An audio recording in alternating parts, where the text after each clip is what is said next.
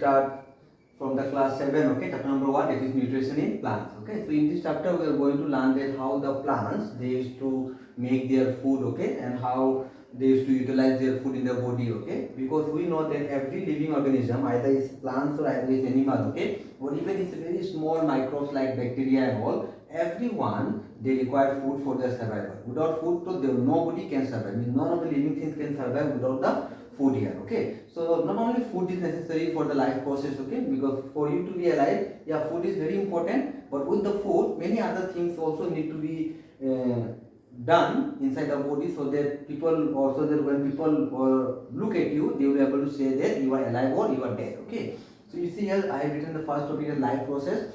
Life process means there are different processes are there in which is to occur inside our body, okay, and some occurs even outside our body, due to which people will say you that you are alive or you are dead. What are the life processes here? Life processes, the first one is your breathing, okay, that if you go to higher classes it will come under respiration, okay. Then we have here eating, okay, eating means your digestion of food and all. Then growing is whenever you eat food, okay, you will see that your body is growing. If you just see yourself also, when you were born you were very small, isn't it, and now slowly your height is increasing, that shows that you are growing. You are growing, that means you are alive, okay. Excrete means whenever you eat the food, there are some waste materials which are present in the food, okay, and that will waste substances needed to be taken out from our body. They will be taken out by the process of excretion, and that very waste product is known as excrete, okay. Reproduction means to reproduce. Remember here this one, okay, this reproduction is not very essential for the life to for the life process to occur, okay. Means if you don't do the process of reproduction, then also you will be able to be alive, okay. But the thing is that why we should do the reproduction, so that our next generation can come, okay. Otherwise it is not necessary for the life process. Next one is your response to stimuli. Response to stimuli means, suppose like if I come and pinch you, okay, you are going to react, isn't it?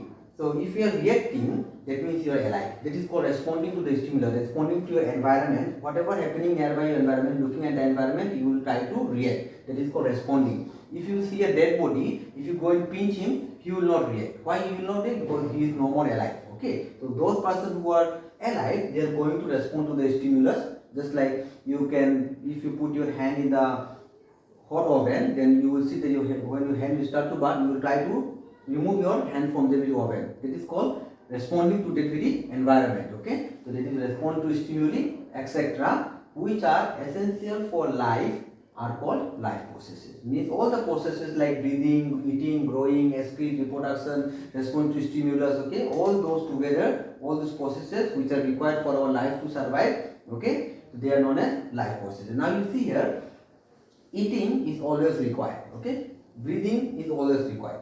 The moment you stop breathing, the moment you are going to die. You can get 2-3 minutes time will be there, but you will die, okay. Eating, if you don't eat for a few number of days, like 10-20 days, okay, then also you are going to die. Growing, this growing is not always what to say same, okay. Like when you are young, you will be growing more, but when you become, when you cross your adulthood, then after that your growing process will stop, okay. So basically in human being, the growing starts, okay, and goes through for some period of time, and then the process of growing is to stop. But there are in plants, you will see that till the time the plants are alive, they will keep on growing. Either it might be very small amount of growth, but they will keep on growing here, okay.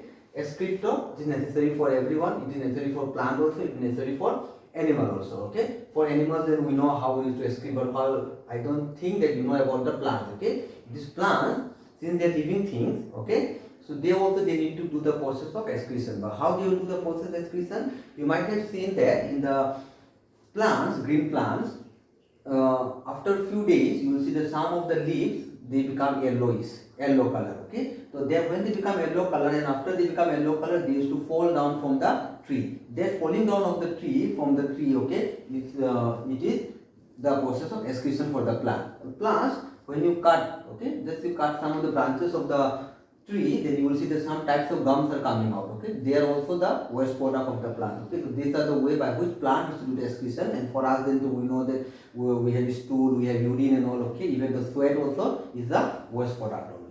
And respond to stimulus, so till the time you are alive, you are going to respond, okay. Like we used to respond plants also they should respond, but not all the plants can respond to the environment. Okay, but there are some plants like touch me not plant.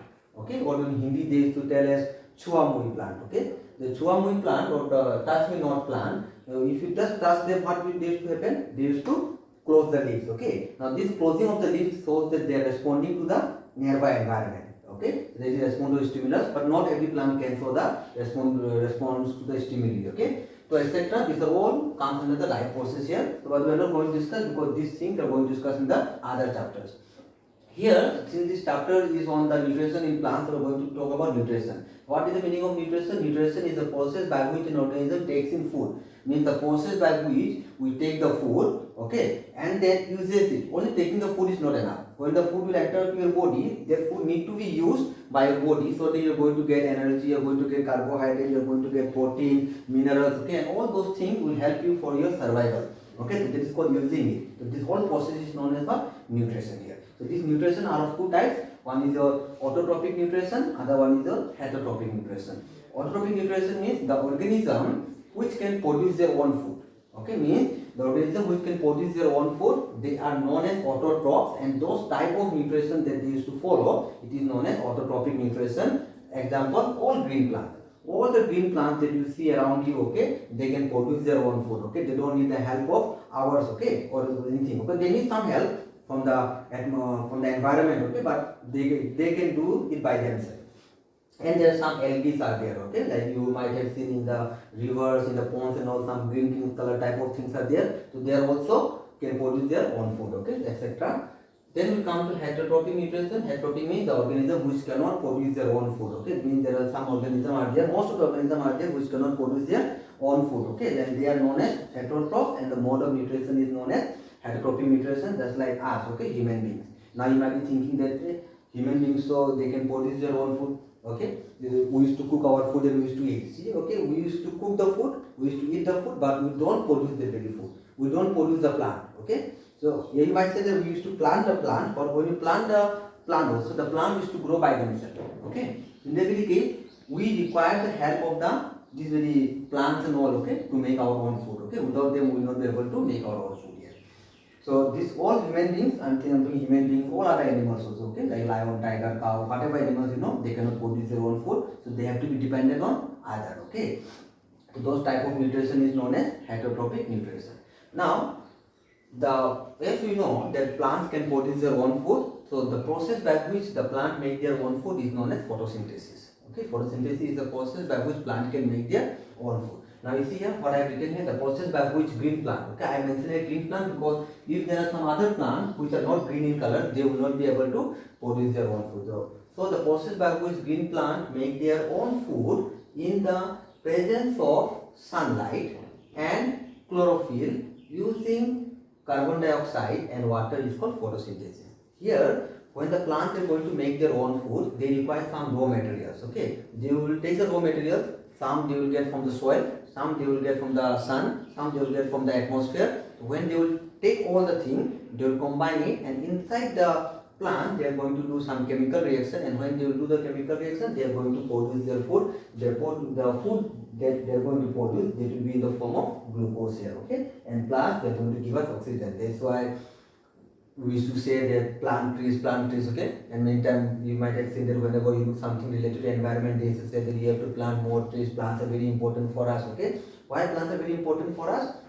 Because they used to give us oxygen. There are many other uses of plants. Okay, we'll discuss when we are doing this very particular topic here. So here now, for the plant, if they want to make their own food, they require two things.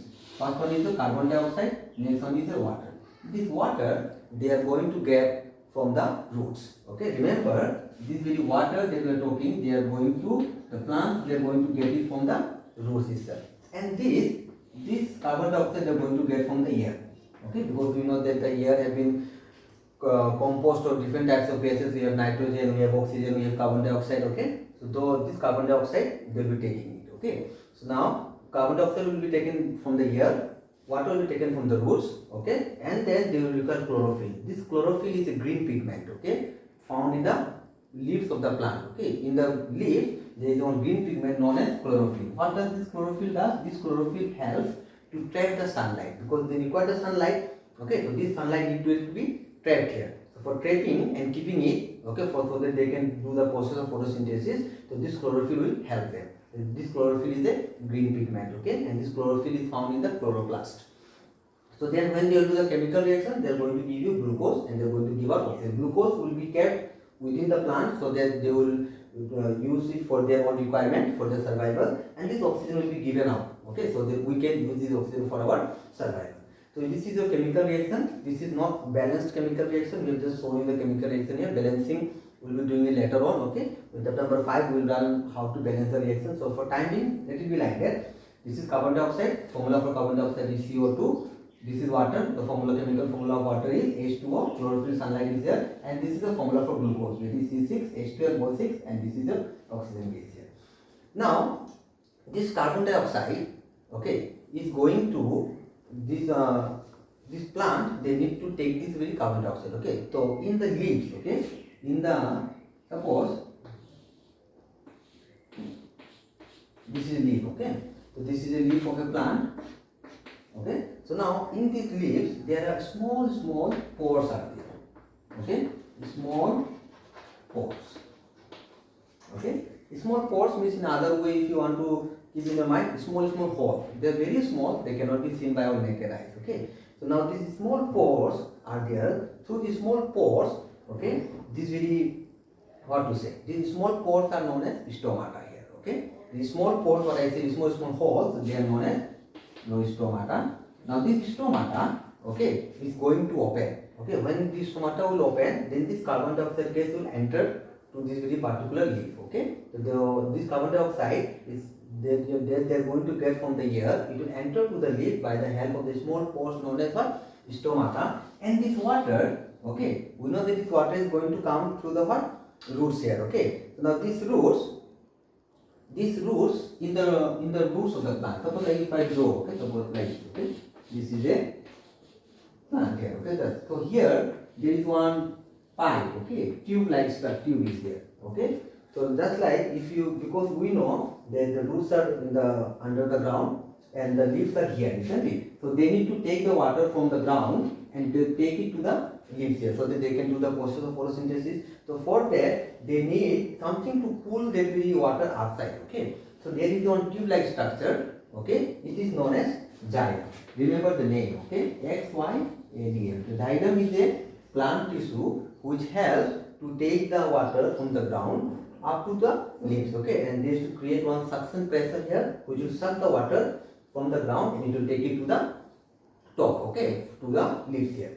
So in that very case, so you can see here now I say this carbon dioxide is taken by the small pores known as stomata, okay, and this water which we used to get from the roots, okay, this is taken to the leaves by the help of the plant tissue known as what? Xylem here, okay, and then after that they will do the chemical reaction, they will produce the food. Now these foods are, remember that these foods are produced in the leaves.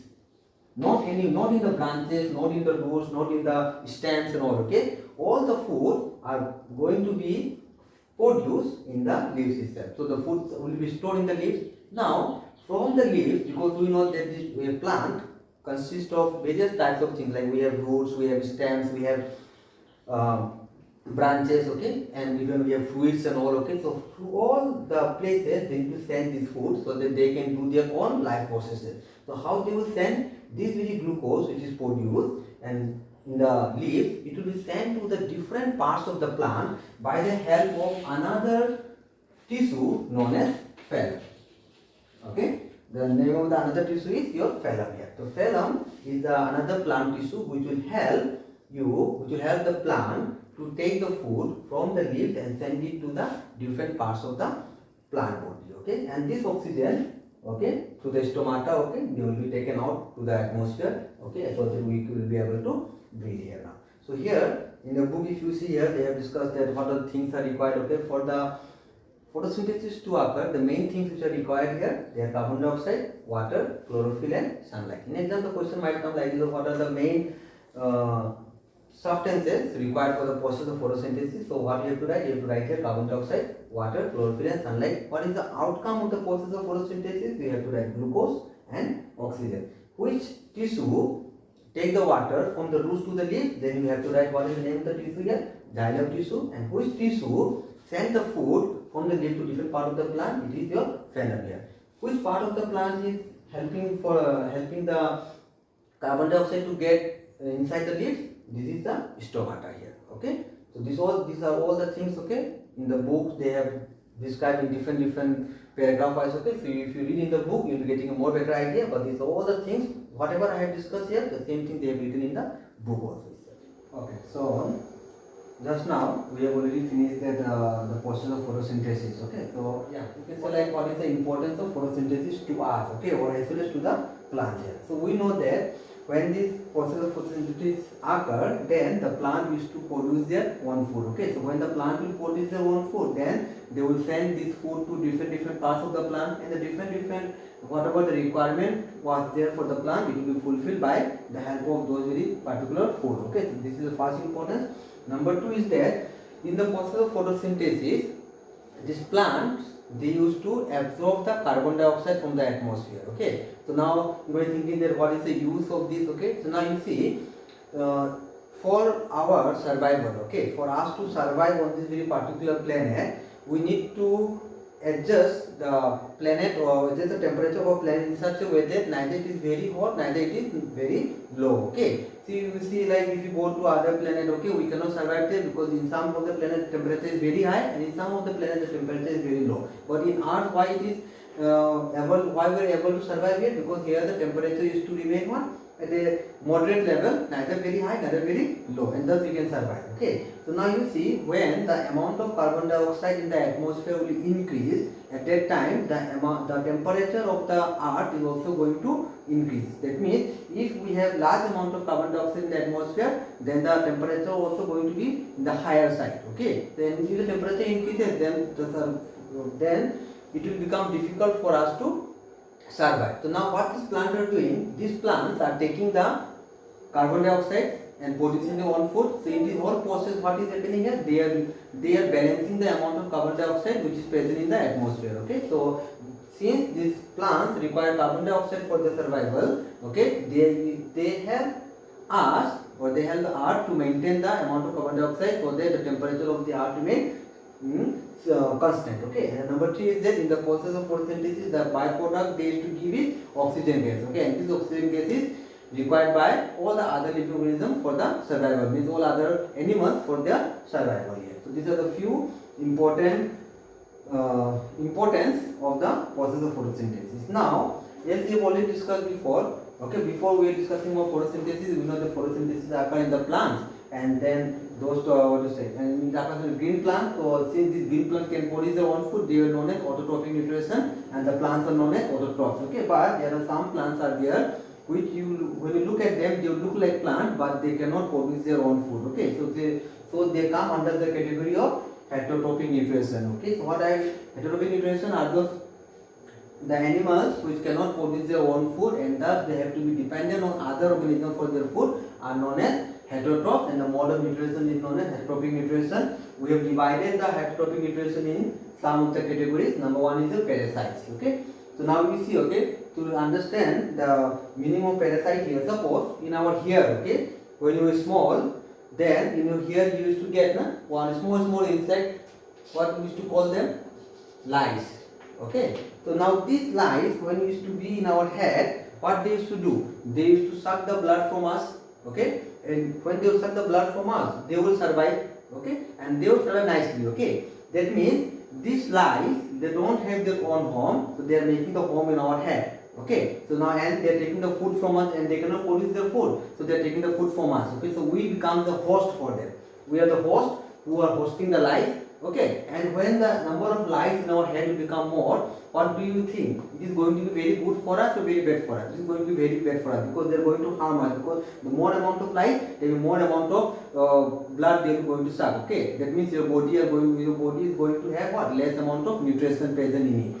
So similarly here also, parasitic means parasitic plant lives on or inside another living plant. Okay, they might live on them, means they might live on top of them, or they might live inside them. Okay, so another living plant, it obtain nutrition from the outer plant, which is called a host. Okay, just like in this case, lice and human being are the host. So here the plant which can produce their food, the green plant, they will be known as the host, okay, and the plant which cannot produce their own food, which are going to live on them, okay, they are known as the parasitic plant here.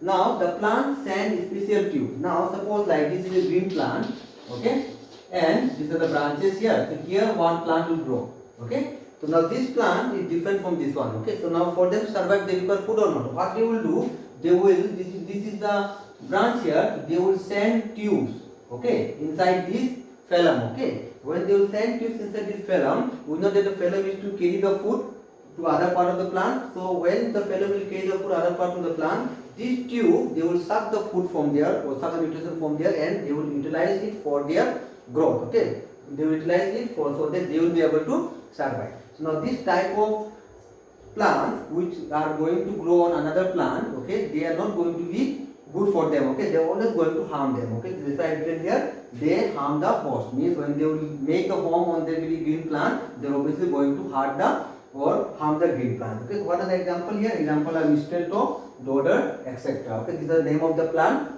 And if you want to know how this plant is to eat the food from other plant, you can just go to YouTube, search mistletoe plant, okay, and they will show you the videos there, okay, how they used to send the roots to the, send the tubes to the green plant, okay, and how they used to make the holes in their very phloem, and how they used to take the nectar from there, okay, take the nutrition from there, okay, they will show you in the video here. You can see the video.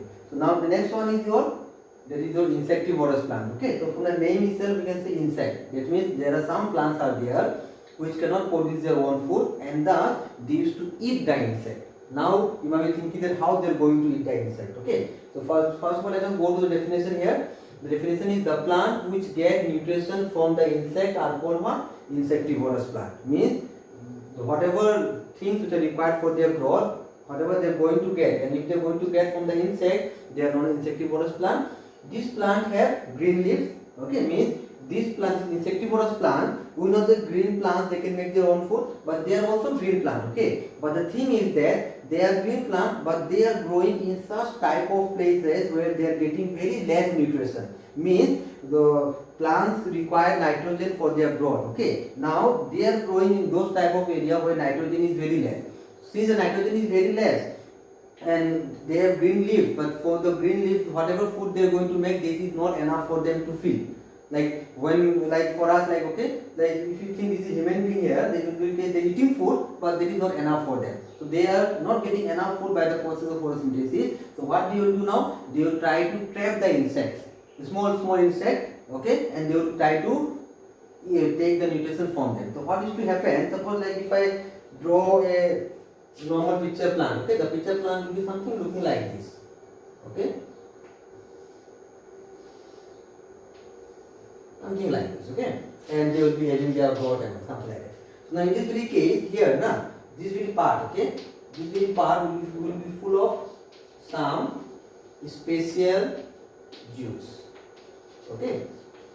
So now these flies and these honeybees and all, okay, different insects are there. They used to get attracted to this type of juices, okay. There will be sweet juices here, okay. So these flies and all, they will come here, okay. So when these flies and all, they will come here, when these flies will go there for eating, okay. So in this very case, as soon as the flies will enter this very particular picture plant, they will close this one. So this very particular leaf which was open in the beginning, they will close it like this. Now once they will close it, this very insect will not be able to go out. So this insect will fall down here, and these are digestive juices, okay. Means these juices will help them, will help the picture plant to digest this very particular insect and to take the nutrition from this very insect, okay. Similarly, if you go to Amazon forest and all, you will get big picture plant, okay. So their picture plant so big that even if a snake fall down there, the snake is not able to come out. The snake also will die, and they will take the nutrition from the very snakes and all. But if you go, like in India and all, we don't get any big picture plant.